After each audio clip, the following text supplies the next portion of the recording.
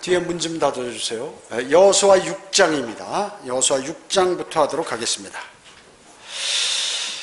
여기에 보면 이제 여리코성이 붕괴되는 장면이 나옵니다. 이제 곧 이어서 주님께서 어떻게 하시나 하는 것을 우리가 다시 한번 마음에 새길 필요가 있겠습니다.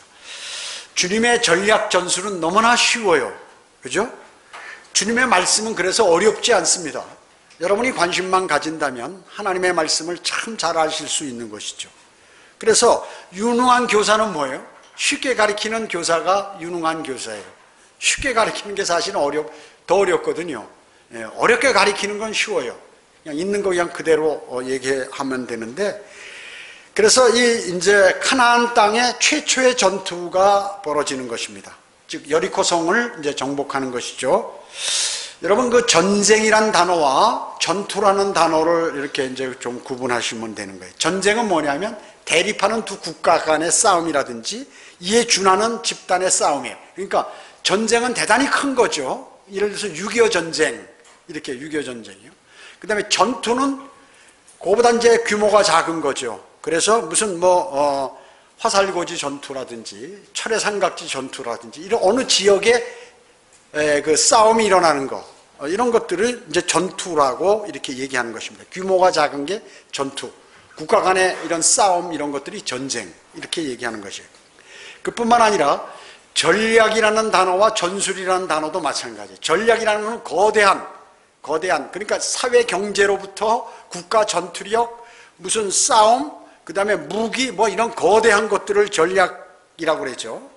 그런 책략, 거대한 책략을 전략이라고 그러고, 전술은 이제 이런 것들을 한 지역에 어떤 지역에서 싸우는 방책, 어떻게 싸울 것인가 하는 이런 것들을 전술이라고 그럽니다. 그래서 전략은 아주 큰 거, 전술은 소규모, 이렇게 생각하면 되겠습니다. 그래서 미국에 무슨 전략 자산이 이동한다 그러면 큰 항공모함이라든지 무슨 어마어마한 이런 핵잠수함 이런 것들이 옮기는 건 뭐예요?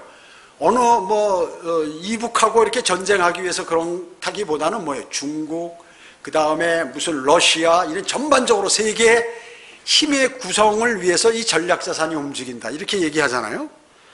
그리고 이제 이렇게 첩보원들을 보낼 때 첩보라는 단어가 있고 정보라는 단어가 있어요. 이 정보는 뭐냐면 첩보는 불확실한 거야. 누가 보고, 누가 진술하고, 그리고 레이더로 찍고, 인공위성으로 촬영하고 하는 건데, 이게 뭔지 모른다 그 얘기죠. 이런 첩보들을 다 모아가지고 가만히 분석을 해보니까 이건 뭐다 하는 정확한 것을 정보라고 얘기하는 거예요. 그래서 첩보는 정보가 되기 전의 단계를 첩보라고 하는 거죠. 불확실한 거죠. 정보는 정확한 지식, 이런 것들을 정보라고 얘기하는 것입니다. 그래서 이 전쟁과 전투를 위해서는 어떻습니까? 여러 가지 분석들을 하고 연구를 하고 파악을 합니다. 그냥 전쟁하는 게 아니에요.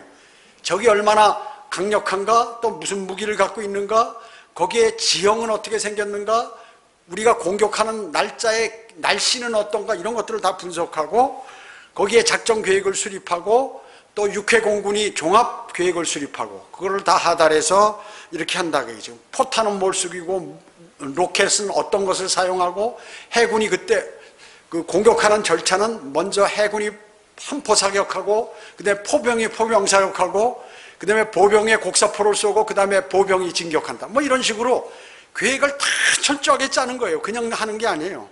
그래서 시간을 정확하게 지켜야 되고, 탄환에 관한, 포탄에 관한 그런 것들을 다 분석해서 이거를 아주 정확하게 해야 되는 것입니다. 그냥 하는 게 아니에요. 그래서 전략 전술을 공부하고 그걸 예행 연습하고 해서 이렇게 하는 거예요.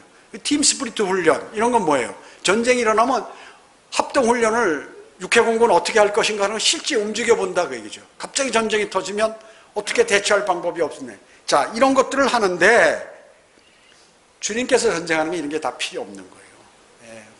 군대의 전략 전술이 다 필요 없어요. 이걸 다 그냥 무효화시키는 거예요. 주님께서는요. 군대 대장이요. 주 예수 그리스도가 군대 대장이에요. 총사령관이 전쟁을 지휘하시는 거예요. 여러분이 영적 전쟁할 때도 마찬가지입니다. 그래서 최고의 전략 전술서는 바로 이 성경이에요. 이 성경에서 하나님께서 어떻게 전쟁을 치르셨는가 하는 것을 여러분은 파악하셔야 된다고 얘기죠. 그것이에요. 자, 그러면 그렇기 때문에 성경을 모르면 영적 전쟁을 치를 수 없어요. 여러분이 어려움에 처했을 때 대처할 수 없다고 얘기죠. 그럼 1절부터 한번 보겠습니다. 그때 여리코는 이스라엘 자손들로 인하여 굳게 닫혀 있어 아무도 나가거나 들어가는 자가 없더라. 이렇게 말씀하셨습니다. 하나님의 전투 계획을 보면 아주 쉽고 간단하죠? 예. 하나님께서는 우리 인간은 시간이 필요하고 공간이 필요한데 하나님께서는 시간과 공간을 초월하시는 분이야. 그래서 앞으로 일어날 걸 지금 말씀하시고 현재처럼 그 다음에 현재 일어나는 것들을 뭐 과거에도 이미 말씀하셨고 이런 식으로 인간이 생각하는 그런 차원이 아니라 그렇다 그 얘기죠. 그래서 지금 신약의 여호수아께서 예수 그리스도죠. 신약의 여호수아께서 구약의 여호수아에게 지금 명령하고 말씀하고 계시는 것이에요. 네. 이 여리코가 지금 방어하고 있는 그 전술은 뭔가요? 아주 구식이죠. 옛날 방식입니다. 고전적인 방어 전술이라고 얘기죠. 현대전은 어때요? 전투기라든지 정찰기라든지 핵항공모함이라든지 뭐 이런 것들을 사용한 인공위성, 미사일 뭐 이런 거, 기계화 부대, 원자탄, 포병부대 뭐 이런 것들을 사용해서 전쟁을 하잖아요. 근데 여리코 방어 전술은 아주 대단히 구식이죠. 옛날이니까. 여리코 성공은 이미 전쟁에 대한 포위가 있을 것이다. 이스라엘이 자기들을 포위할 것이라 알고 이제 이미 방어 준비를 다 한 거예요. 식량도 다 준비하고 그래서 그 안에서 몇 달간이고 지탱할 수 있도록 이미 준비가 다 돼 있어요. 여리코는. 이러한 성읍은 마치 이제 굳게 닫혀 있는 그러한 성읍은 마치 마음이 완고한 죄인의 모습과 우리가 영적으로 비교할 수 있는 것이에요. 여러분이 이제 죄인들을 상대로 복음을 전할 때 이 사람들이 대부분의 사람들은 벽을 닫아버려요. 전도지를 주면 전도지를 거부합니다. 그래서 이러한 사람들을 사로잡아 오기가 대단히 힘들죠. 그래서 여러분들이 복음을 전하고 또 구령하시는 것 이런 것들은 현명한 사람만이 할 수 있어요. 이런 것을 싹싹싹 피해서 방해 요소가 얼마나 많습니까? 사탄이. 여러분이 벌써 여러분의 그 몸에 복음을 전하려면 여러분 몸에 이상이 있고 또 주변에 그러니까 사실 그걸로 인해서 고난받는 거예요. 내 바쁜 일이 있는데 일이 막 발생합니다. 현장에 가서도 망신을 당해요. 그러니까 이게 제대로 정말 대단한 손해를 자신에게 끼치면서 그 일을 하고 있는 거예요. 복음을 전하는 사람은. 대단한 일이거든요. 그러니까 아무나 하는 일이 아닙니다. 마귀가 방해하기 때문에 웬만한 사람은 못하는 거예요. 다 넘어가기 때문에 안 되는 것입니다. 장로교에서 잘 추앙하는 칼빈 있잖아요. 칼빈주의자들. 이런 사람들은 왜? 그 사람들은 아무리 사람이 완고한 마음을 갖고 있더라도 그 벽을 뚫을 수 있다는 거예요. 왜? 하나님의 택함 받은 사람은 그런 사람들이 있기 때문에 아무리 해도 그런 사람들은 뚫린다 그 얘기죠. 복음을 거절하고 성령님의 역사를 거절해도 이미 창세기 1장 1절 이전에 택함 받은 사람들은 그 복음을 전하면 다 그냥 받아들인다 그 얘기죠. 왜? 하나님의 은혜는 저항할 수 없다. 하나님께서 정해놓은 사람은 무조건 그거는 나중에 돌아온다. 이렇게 말하고 있는 것이에요. 천만에요. 그렇지 않죠. 이건 비성경적이죠. 극단적 칼빈주의자들의 완전한 헛소리예요. 예? 그래서 무슨 말이 나오냐면 어떤 사람이 이제 그 목사가 된다든지 이 세상에서 개차반으로 살다가 신학교 가는 거예요. 그리고 목사가 되면 역시 하나님은 그냥 아무리 도망 다녀도 잡아 끌어다가 여기다 갖다 놔서 해놓는다 그 얘기죠. 그렇게 생각하는 그런 말들을 하는 거예요. 왜? 칼빈주의 교리에 영향을 받아서 그런 것이에요. 여러분 사도행전 7장 51절에 보면 스테판이 유대인 지도자들에게 뭐라고 했냐면 너희는 늘 성령을 거역하는도다. 성령을 거역해. 그래서 은혜는 저항할 수 없는 것이 아니라고 얘기죠. 하나님의 은혜, 스테판이 그랬어요. 유대교를 믿는 그 사람들이 설교를 하는데 너희는 늘 성령님의 성령님께서 역사하시는 것을 거부한다 그 얘기죠. 예수 그리스도께서도 마찬가지예요. 하나님이신 예수 그리스도는 어떤 분이에요? 하나님이 육신의 모습으로 이 땅에 오신 분이거든요.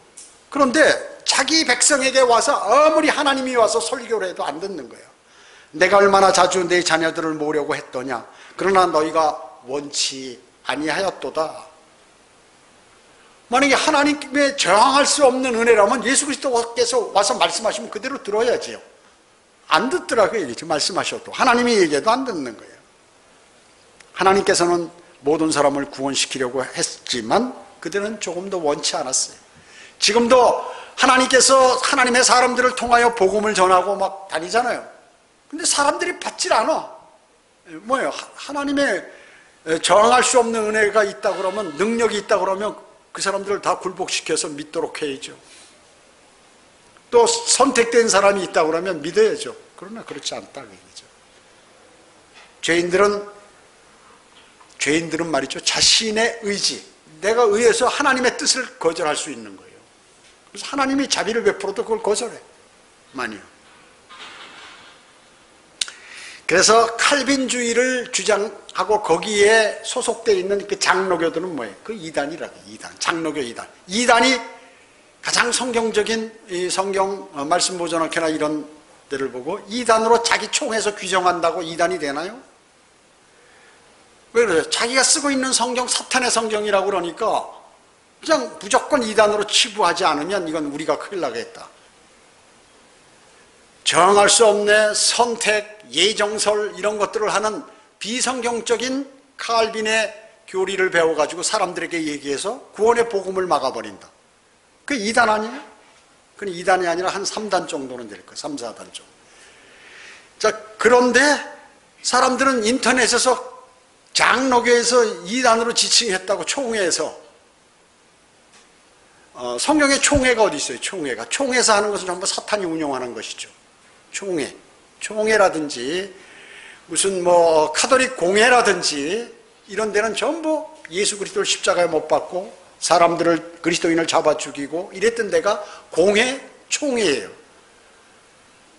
그래서 초대교회 어디 총회가 있었냐고요? 그런 거 없었어요. 교단이 어디 있었느냐 그 얘기죠.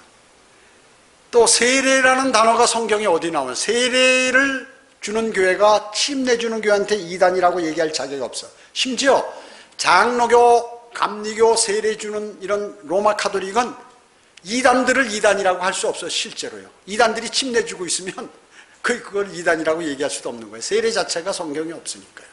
로마 카톨릭이 만든. 침례가 뭐예요? 침례가 예수 그리스도의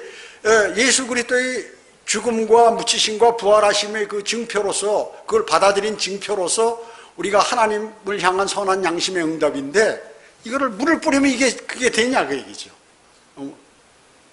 주님께서 땅에 묻히시고 부활하신 증거가 되냐 물이. 공중에서 여기서 이렇게 물만 착착착 뿌렸다가 주님께서 지하로 안 내려가시고 이 지상에서만 이렇게 왔다 갔다 하셨냐 그 얘기죠.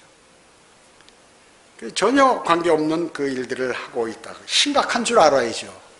틀렸으면 바꿔야죠. 그죠? 만약에 세례가 잘못됐다면 전부 침례로 바꾸고 자기들도 침례를 줘야죠. 말도 안 되는 거를 끝까지 고집하는 거예요.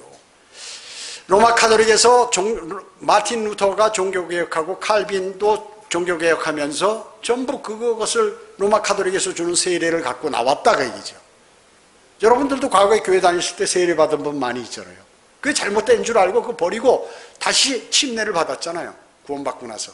그걸 재침례교도예요. 그래서 사실. 자, 여기에 1절은 그리스도인이 가지 죄에 있는 육신의 상태를 영적으로 보여주는 것입니다. 꽉 닫혀있는 여리코의 성읍과 같이 말이죠. 성령님께서는 성도의 몸 안에, 여러분 몸 안에 살고 계십니다. 그러나 여러분의 몸 자체는 지금 어디에 있어요? 죄 아래 있어요. 육신적인 우리 혼은 죄덩어리인 육신 안에 들어가 있다 그 얘기죠. 그래서 육신적이어서 죄 아래 팔린 상태라고 로마서 7장 14절은 말씀하고 있는 것이에요. 그 안에는, 우리 안에는 뭐예요? 죄의 욕망이 있기 때문에 우리 안에는 선한 것이 거하지 않는다고 성경은 말씀하고 있어요. 로마서 7장 18절에서. 여러분 안에는 사실 선한 게 없어요. 근데 새로운 선한 분이 들어오셨는데 그분은 예수 그리스도께서 영으로 내 안에 들어오셨다. 그래서 갈등이 일어나는 것이에요. 그 안에서, 이 안에서 영적 전쟁이 일어나는 것입니다. 육신은 그것이 성령의 통제 아래 있어야 된다는 사실을 수긍하지 않아요. 이 육신은. 내 육신은 성령님에게 복종해야 된다. 이러는데 나 싫어. 이렇게 하는 것이죠. 그래서 육신을 죽이는 것을 찬동하지 않습니다. 내 육신은. 즉 우리 안에는 아담의 본성이라는 마귀의 협력자가 이 안에 아직 있다 그 얘기죠. 그렇잖아요. 그래서 여러분 갈등이 일어나는 거예요. 그리고 맨날 그 믿음이 초지일관되지 못해. 처음과 계속 가면서 같은 믿음이 유지되지 않아 들락날락되기도 하고 공격도 받고 막 이런 일이 벌어지는 것입니다. 이 협력자는 성도의 몸 안에서 성령의 역사를 저지하기 위해서 아주 필사적으로 여러분을 공격합니다. 여러분을 공격해요. 필사적으로. 그러나 이 육신적인 본성은 여리코가 멸망하듯이 멸망당해요. 그 육신을 죽이지 않으면 그리스도인의 삶을 살 수 없다 그 얘기예요. 주님이 이 안에서 주님이 성취를 할 수 없어요. 그분께서 이룩하신 뜻을 이룰 수가 없다 그 얘기죠. 어떠면 내가 육신적이면. 그래서 그리스도인, 구원받은 그리스도인은 육신을 죽은 것으로 여기라고 말씀해요. 하나님께서. 육신이 발동하면 성령님께서 힘을 발휘하지 못해요. 육신이 발동하면. 성도가 승리를 쟁취하고 주님께서 주시는 유업을 여러분들이 받고자 한다면, 나누고자 한다면 반드시 여러분은 육신을 죽은 것으로 여겨야 합니다. 이거를 하기가 쉬운 것은 아니에요. 그러나 이걸 하지 않으면 여러분은 절대 그리스도의 심판석에서 면류관이라든지 유업을 받지 못해요. 내 육신적인 구원받고도 그리스도인이 되고도 육신적인 삶을 계속 산다면 여러분들은 지금 재산을 다 까먹고 있는 것입니다. 고린도후서 10장 5절에 여러 가지 구상과 하나님을 아는 지식을 거역하여 스스로 축혀 세운 모든 높은 것들을 무너뜨리며 모든 생각을 사로잡아 그리스도께 복종케 하니. 우리 안에 일어나는 여러 가지 상상들 있잖아요. 나쁜 생각들. 이런 것들을 그리스도께 전부 복종시키라고 얘기해요. 육신을 다 꺾어버리고. 그러지 않고는 여러분은 주님께 인정받지 못해요. 기도도 응답 안 돼요. 그리고 그리스도의 심판석에서 아무것도 받을 것이 없어요. 그래서 결국은 손해만 보게 된다는 것입니다. 그것을 우리는 여기 1절에서 꽉 닫힌 여리코 성벽을 보고 그런 생각을 해보는 것입니다. 2절에 주께서 여호수아에게 말씀하시기를 보라 내가 여리코와 그 왕과 힘센 용사들을 내 손에 주었으니 지금 어때요? 여리코 성을 정복했습니까? 안 했어요. 근데 하나님께서 말씀하시기 이미 줬다 그 얘기죠. 과거형으로 얘기해버려요. 이미. 주님은 말이죠. 시공을 초월한다고 그랬잖아요. 앞으로 있을 것을 과거형으로 말씀하시는 거예요. 그렇기 때문에 우리 인간이 생각할 때 인간은 자기가 생각하는 그 왁구 틀 안에 무엇인가를 집어넣으려고 하기 때문에 성경을 몰았어 사람들이요. 그래 하나님 말씀을 안 믿어. 그래서 하나님이 자기와 동격인 줄 아는 거야. 하늘과 땅의 거리가 엄청나잖아요. 주님의 생각과 우리의 생각이 그렇게 차이가 난다 그 얘기죠. 주님께서 말씀하는 게. 2절은 당장 그렇게 된 것이 아니지만 여리코 성이 굳게 닫혀 있어요. 약 9,500평의 넓이가 되는 9,500. 그 뭐 그렇게 큰 성은 아니에요. 지금으로 따지면. 근데 과거에는 그 정도면 큰 거예요. 단단하죠. 성이 두 겹으로 돼가지고 한쪽에 성벽은 1.8, 3.6m 두께가 되니까 어마어마한 성벽이에요. 그게 어마어마한 성. 높이는 한 3층 높이 되고 하니까 이거 옛날에 지금 같으면 무기들이 많이 있고 사다리도 있고 뭐 이런 것들이 많이 있잖아요. 뭐 비행기도 있고 그때는 그냥 보병밖에 없는 거예요. 걸어가서 싸우는 건데 그렇다고 지금 여호수아 그 이스라엘 군대가 공성 무기 성을 공격하는 무기가 있냐 이거. 여러분 옛날에 성을 공격할 때 높으니까 어떻게 해요? 바퀴를 굴려가지고 말이죠. 사다리 높은 모양에서 병사들이 올라갈 수 있도록. 그러면 그냥 올라가면 위에서 뭐 화살 쏘고 칼로 치고 돌멩이 던지고 뭐 이렇게 하면 다 죽잖아요. 그러니까 어떻게 해요? 지금 같은 화약이 있지만 그때 화약이 없으니까 이 돌멩이 바위덩어리 이만한 걸 저 멀리에서부터 이렇게 해가지고 반동을 해서 탁 해서 날리면 이 바위덩어리가 날아가서 사람들을 죽이고 그 성을 무너뜨리고 이런 다음에 사다리를 타고 올라가서 공격을 해야 되고 올라가면서 막 죽기도 하고 이러잖아요. 이런 무기가 없어. 하나도 지금. 근데 그 철옹성을 어떻게 들어가서 그걸 점령하냐 그 얘기죠. 여리코는 그런 줄 알고 우리 방벽은 튼튼하다. 그리고 식량도 다 준비된다. 한번 해보려면 너희 먹을 것도 없지. 우리는 이미 다 준비해놨다. 그거예요. 그리고 이제 힘이 지치고 사람이 배고프면 어떻게 해요? 싸울 수 있나요? 싸울 힘이 있나요? 배고픈데? 며칠간 굶고 전쟁해봐요. 전쟁할 수 있나? 걷기도 힘든데. 사람이 배고프면 아무것도 생각 안 나잖아요. 사람 3일만 굶겨놓으면 아무거나 다 먹어 그냥. 남의 거 뭐 과수원이고 뭐고 다 필요 없어.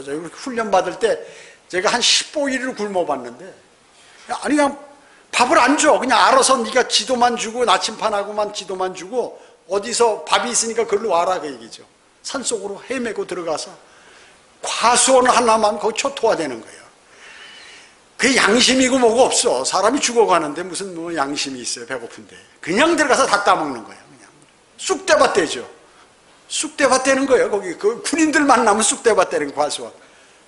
그러면 이제 그거 주인이 한 거 하면 국가에서 다 보상해 주지.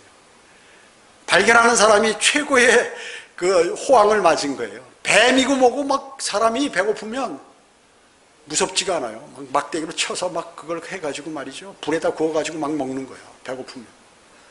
그렇게 사람이 무서워요. 여러분, 나치가 그 가스실에다가 그 유태인들 집어넣고 할 때 그 어린애하고 같이 자기 부모하고 자식이고 필요 없어. 막 쌀을 나고 창가로 기어 올라가고 벽을 박박 긋고 말이죠. 비참한 거예요, 사람이. 그렇게 돼버린단 말이죠.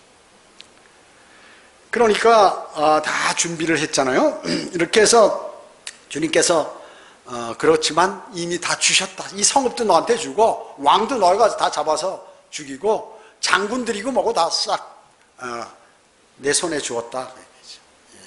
이미 그 성읍을 함락한 것처럼 주님은 말씀하세요. 여러분 이걸 아셔야 돼요. 주님께서 우리에게 하신 그 말씀들 신약에도 그리스도인에게 말씀하시는 것이죠. 빌립보서 4장 19절. 그러나 나의 하나님께서 그리스도 예수를 통하여 영광 가운데서 그의 풍요함을 따라 너희의 모든 필요를 채워주실 것이라. 주님께서 나에게 모든 필요한 거 채워주시겠다고 했어. 그 말씀을 믿고 주님, 여러분이 기도할 때 주님 이렇게 말씀하셨지 않습니까? 빌립보서 4장 19절에서 우리의 모든 필요를 채워주시겠다고 해서 저는 그 말씀에 이거 주님께 간구드립니다. 주님 도와주세요. 이렇게 기도해야죠. 주님 해주시는 것입니다. 여러분의 상황이 현재 나빠. 야, 난 돈도 떨어지고 나는 이제 다음 달 삶이 불확실하다. 공과금도 밀려있고 이자도 내야 되고 대출금. 그런데 지금 돈이 없는데 어떻게 하라고? 모든 필요를 채워주신다고? 이게 믿어지나요? 믿어지는 사람에게 해결이 되는 거예요. 믿어지는 사람에게 해결이 됩니다. 성경은 내게 능력 주시는 그리스도를 통하여 모든 것을 할 수 있느니라. 내가 육신적이고 세상적이고 세상적으로 사는데 나 같은 죄인이 과연 내가 이런 죄들을 다 이겨낼 수 있을까? 아니요. 주님께서 이겨낼 수 있다고 말씀하십니다. 내게 능력 주시는 그리스도를 통하여 내가 모든 것을 할 수 있다고 얘기죠. 그거 이길 수 있는 거예요. 그 사람이 안 하니까 안 되는 것이죠. 하면 이길 수 있다고 해요. 내 이 나쁜 습관이 있는데 이거 고칠 수 있을까? 고칠 수 있죠. 주님께 간구드려야죠. 대부분 보면 그 나쁜 습관이 뭐냐면 자기가 좋아하는 거예요. 그런데 그러면서 뭐라고 하냐면 나는 육신이 살아있어. 아직까지 이 나쁜 버릇을 내가 못 고쳐. 아니에요. 그 나쁜 버릇을 고치기 위해서 그 사람이 주님께 얼마나 한번 기도해봤냐. 기도도 안 하고 못 고친다는 거예요. 주님 고쳐주세요 하고 매일 매달려봐. 주님께서 단번에 고쳐주시죠. 제가 담배를 20년을 피웠는데 성경대로 믿는 사람이 되고 주님께 기도드려서 주님 제가 담배를 그렇게 끊어보려고 했습니다. 3일도 끊어보는데 다시 피는 걸 보면 또 붓고 3개월까지도 끊어봤는데 또 이거 도저히 안 됩니다. 어떡합니까?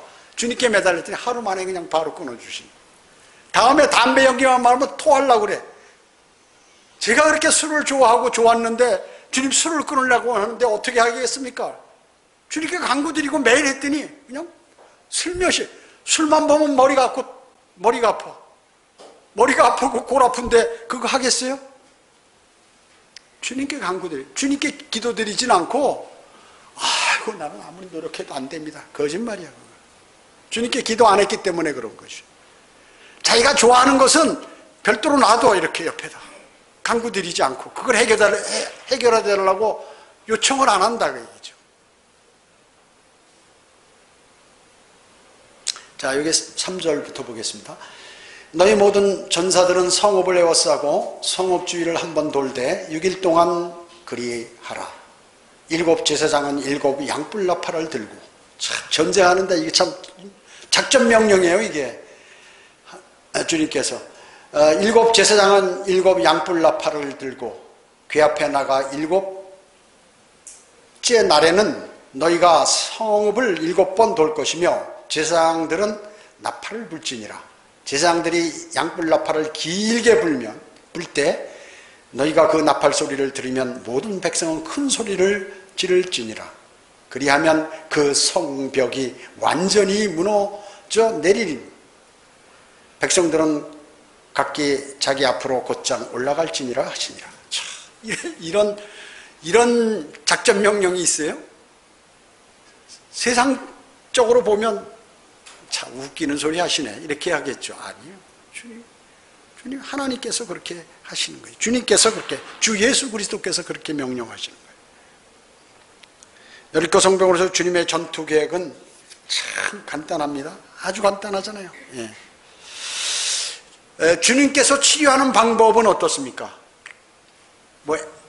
치료해야겠는데 엑스레이 촬영하고 혈액 검사하고 뭐하고 며칠 굶고 뭐하고 하라고 해서 한 달간 꾸준히 약을 복용하고 또 와서 진료받아 이렇게 안 하시는 거예요. 말씀으로 간단히 치료하시는 거예요. 이게 주님의 방법이에요. 인간은 자기 머리로 생각 저런 게 있을 수 있을까? 너는 인간이고 나는 하나님이다. 그걸 모르는 것이에요. 말씀으로 간단히 왜? 창조주께서 말씀으로 창조하시고 말씀으로 다 하기 때문에 그런 것이에요. 주님의 말씀은 고등수학을 배우고 또 외국어를 모르는 외국어를 배우는 것 같이 그렇지 않다 그 얘기죠. 주님의 말씀은 쉬워요. 그래서 그러나 공부를 해야 하는 것이에요. 공부를 해야. 여러분이 공부를 안 하니까 모르는 것이에요. 공부를 안 하니까 모르는 것입니다. 오늘 이스라엘의 지금 여리고성을 공격하는 전투 계획을 보면 뭐예요? 6일 동안 전체 60만 대군이 말이죠. 군대가 아무것도 하지 않고 하루에 한 번만 그 여리고 성읍을 돌라 그 얘기예요. 그 6일째. 6일간 하루에 한 번씩 돌으라 그 얘기예요. 그리고 언약궤가 이제 언약궤를 쥐고 거기를 돌 때 언약궤를 반드시 쥐고 돌으라 그 얘기죠. 7 제사장이 양뿔 나팔을 불며 언약궤 앞에 이제 가는 거예요. 제사장 7명이 양뿔로 만든 그 나팔, 그걸 불면서 그 언약궤 앞에 이제 성읍 주위를 행진하게 되는 것입니다. 그리고 이제 양팔 그 명령이 뭐예요? 양뿔 나팔 소리만 들리는 거예요. 다른 건 없어요. 그리고 7째 날에는 이스라엘 백성은 성읍 주위를 6일간 한 번씩 돌았는데 7번 돌아가요. 그리고 나서 이제 이 제사장들이 나팔을 길게 불면 그때 백성들은 소리만 질러라. 이게 다 작전 명령이에요. 요거밖에 없어요. 그러면 여리고성이 무너지겠다는 것이죠. 그래서 사람들은 이것을 성경에 이렇게 기록된 내용 전설이라고 얘기하고 무슨 수수께끼라고 하고 얘기하고 이상한 말 그렇게 얘기하는 것이에요. 어떤 사람이 여기 청주에 있는 분인데 저한테 이제 전화가 왔어요. 그 전화를 어떻게 했냐니까 114에 전화해서 제가 너무 괴롭고 그러니까 뭐 상담할 침례교회 하나 소개해달라고 그러니까 우리 교회를 전화번호를 알려줬대요. 그래서 제가 이제 전화번호가 떠서 여기 와가지고 없는 사이에 전화가 왔어요. 그래서 전화를 하니까 이제 뭐 쭉 얘기하는데 그 사람 자기 교회 목사가 누가복음 16장 부자와 나사로 얘기하면서 그것은 전설이다라고 그러더라는 거예요. 자기가 부흥계했다는 거죠. 그리고 이제 거기서 이제 뭐 여러 가지 다른 일로 인해서 교회 안 나오게 되는데 너무 괴롭고 영적으로 그러니까 이제 하는 거예요. 그래서 주님을 영접하고 주님을 영접하면서 엉엉 울더라고요. 자, 이런 일들이 있는데 이런 것들은 주님의 말씀을 믿지 않는 사람, 누가요? 교회 목사도 안 믿는 사람들이 지금 태반이라 하는 얘기죠. 여호수아는 이미 출애굽기 17장과 민수기에서 전쟁을 치러본 장군이에요. 근데 거기에서 그 어려움을 알아. 그런데 이렇게 쉽게 명령하니까 이제는 자, 요단강을 건너서 첫 번째 전쟁인데 주님께서 이렇게 쉽게 간단하게 점령했죠. 자, 왜 그렇게 하셨을까요? 하나님께서 이제 본격적인 전투가 이제 벌어지는 거예요. 카나안 땅에서. 왜냐하면 정복 전쟁을 해야 되니까. 그때 처음 전투예요. 근데 만약에 거기서 많은 사람이 죽고 힘들어하면 이게 전쟁하려고 그럴까요? 안 하려고 그러겠죠. 주님은 그거 인간의 마음을 명확하게 하시는 거예요. 그러니까 그냥 첫째 전투에서 내가 말하는 대로 해. 내 그냥 걸어가. 돌아. 그리고 소리 질러. 오르륵 무너지고 깜짝 놀랐죠. 만세하는 거예요. 이야, 하나님 대단한 능력이 있으신 분이다. 그리고 주변에 이 소문이 퍼지면 어떻게 다른 싸움을 하는 그 카나안 7 족속들이 어떻게 해요? 벌벌벌벌 떨겠죠. 그것을 위해서 하나님께서 그렇게 하신 것이. 여러분에게 어려운 일이 닥칠 때 주님께서 여러분을 한 번 도우세요. 그 주변 사람들이 보는 거예요. 그리고 여러분을 박해했던 사람들이 보는 것이에요. 그리스도인을 박해하면 그 사람은 피해를 입는 거예요. 여러분이 그 얘기를 꼭 해주셔야 돼요. 왜냐? 자기 가족이 피해당하면 안 되니까. 그걸 말씀을 해주셔야 돼요. 그런 얘기를 해주셔야 되는 것이에요. 중요한 것이 있는데 여리고성 전투는 앞으로 일어날 실제 전투를 실제 일어날 역사적인 사건이에요. 언제? 예수 그리스도의 재림 때 상황을 지금 보여주시는 거예요. 성경을 통해서. 여리코의 재림 때 큰 바빌론, 그 거대한 성읍, 철옹성, 지금 종교 중에서 가장 막강하고 전 세계에서 가장 힘이 막강한 로마 카톨릭, 큰 바빌론, 이 성읍이 저주받은 성읍이 된다. 무너져 내린다. 로마 바티칸이 그냥 땅이 쫙 갈라져 그대로 땅 속에 덮여버린다. 언제? 주님 오실 때 그렇게 된다. 그 얘기죠. 그것이 바로 요한계시록 17장 18절. 그래서 로마 카톨릭은 묵시록이라고 해서 성경을 읽지 못하도록 한 것이에요. 요한계시록 잘못 해석하면 벌 받는다는 말이 그래서 나온 것이에요. 그런데 그것을 또 이단들이 이용해서 전부 이단들은 요한계시록을 이용하는 것이에요. 왜? 이미 금서라는 걸 알기 때문에 자기는 금서를 푸는 사람이다 하면 끝나는 거거든. 참 머리가 좋죠? 네, 머리가 좋아요. 근데 머리가 좋은데 나중에 구렁텅이에 빠지게 되는 것입니다.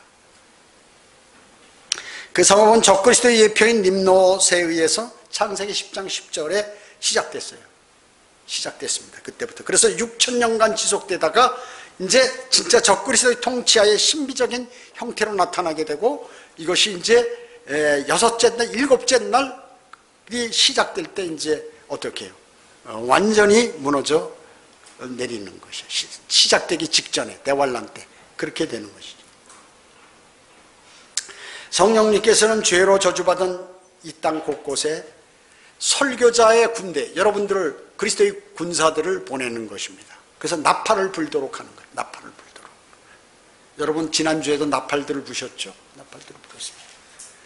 이사야 58장 1절에 아끼지 말고 크게 외치며 나팔처럼 내 목소리를 높이라. 내 백성에게 그들의 허물을, 야곱의 집에 그들의 죄들을 보이라. 여러분 거리 설교하고 복음 전할 때 당신은 죄인입니다. 당신이 지은 죄, 남을 시기하고 질투하고 거짓말하고 간음하고 하나님이 없다고 얘기하고 너희들 멋대로 이 세상을 사는 그 죄들에 관해 반드시 심판받습니다 하고 여러분들이 얘기해. 거리 설교도 하고 또 복음도 전하잖아요. 그리고 그 심판은 뭐냐?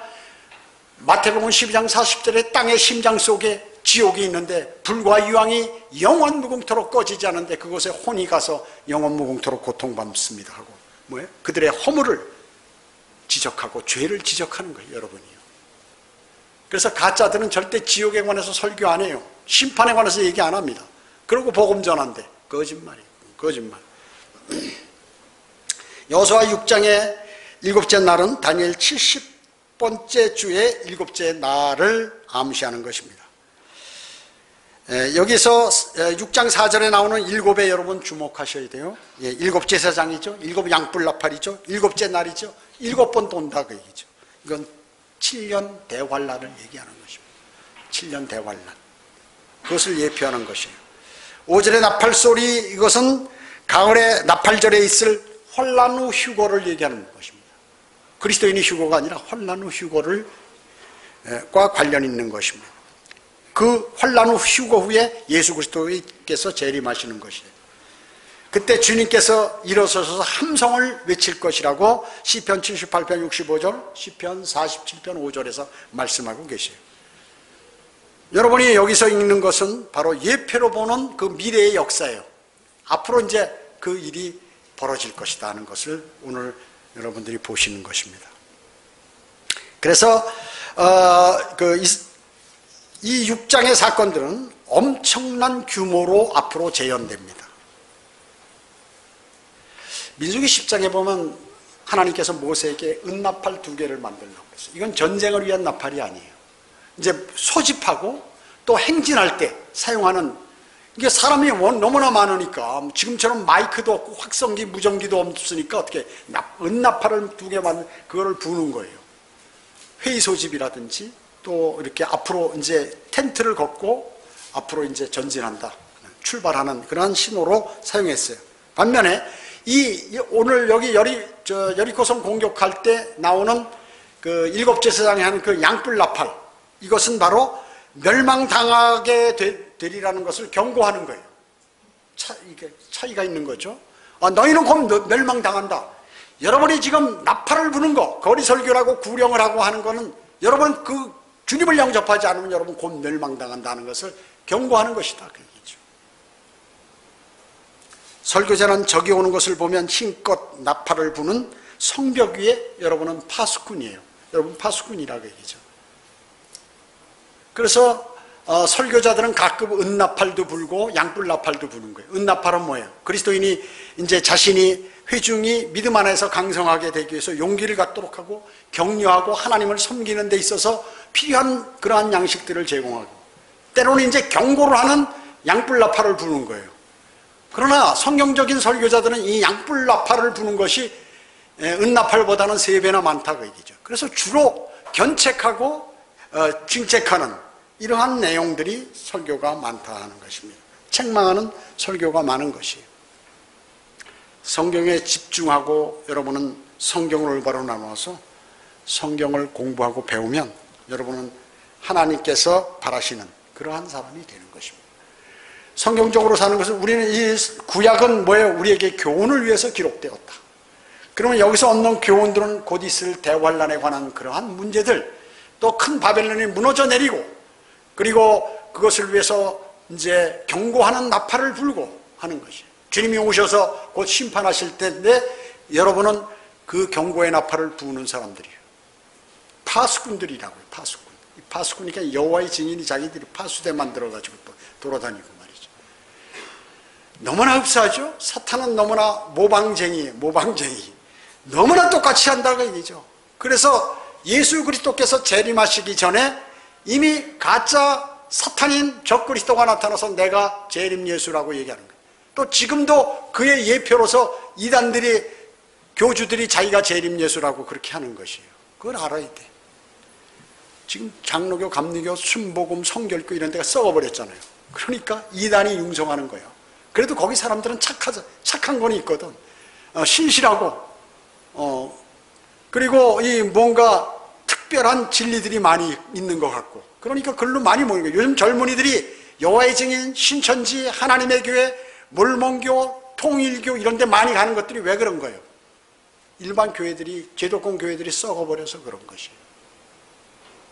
참 심각한 것이에요. 더 멸망으로 향한, 복음하고는 완전히 멀어지는 것입니다. 여러분이 지금 이 가장 어려울 때 복음을 전하고 있기 때문에 하나님께서는 여러분을 가장 귀하게 여기시는 것입니다. 그걸 아셔야 돼요. 그리고 그리스도의 심판석에서 면류관으로 또 이제 천년왕국에서 땅을 할당해 주는 것으로서 여러분에게 보답해 주실 것입니다. 기도드리겠습니다. 전지전능하시고 자비로우신 아버지 하나님 감사드립니다. 저희는 오늘 이 하나님의 위대하신 전략 전술에 관해서 말씀을 들었습니다. 주님의 전략 전술은 너무나 쉽고 그리고 확실하며 그리고 능력 있고 그리고 반드시 이루어지는 그러한 것임을 알게 되었습니다. 그래서 주님께서 기록하신 성경, 바른 성경은 정말로 우리가 믿어야 되고 영원히 변하지 않고 하늘에까지 세워진 위대하신 분의 진리라는 사실을 다시 한번 생각하게 됩니다. 오늘 이 말씀을 마음에 새기고 주님께서 주신 그 말씀대로 살아가는 그리스도의 군사로서의 삶을 살아가도록 주님 도와주시기 원합니다. 오후 예배와 오전 예배와 교제 시간 모두를 주님께 의탁하오며 다시 오셔서 저희를 데려가실 주 예수 그리스도의 이름으로 기도드립니다. 아멘.